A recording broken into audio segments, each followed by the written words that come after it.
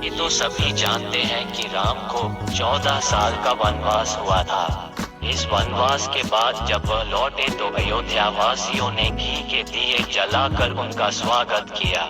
इसी के बाद से इस दिन को दिवाली के त्योहार के तौर पर मनाया जाने लगा। मगर क्या कभी आपने सोचा है कि राम को 14 साल का ही वनवास क्यों हुआ? 10, 12 या 13 साल का क्यों नहीं?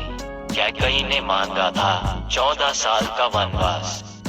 वाल्मीकि की लिखी रामायण के अनुसार कैकई की जिद की वजह से राम को वनवास हुआ था।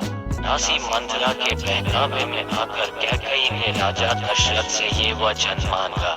उन्होंने अपने बेटे भरत के लिए राजगद्दी तथा राम को 14 वर्ष वनवास देने का वचन मांग लिया। दशरथ ये वचन देते वक्त बेहद दुख की अवस्था में थे, लेकिन वचनबद्ध होकर वह कुछ नहीं कर सके। राम भी इसका विरोध कर सकते थे, लेकिन उन्होंने भी ऐसा नहीं किया। इसीलिए कहा जाता है कि रघुकुल रीत सदा चली आई, प्राण जाए पर वचन न जाए।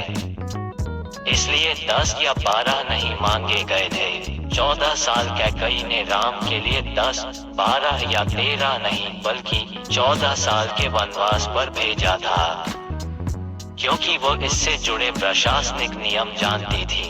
त्रेतायुग में उस समय यह नियम था कि यदि कोई राजा अपनी गद्दी को 14 साल तक छोड़ देता है तो वह राजा बनने का अधिकार खो देता है। यही वजह रही कि कैकई ने राम के लिए पूरे 14 वर्ष का वनवास मांगा।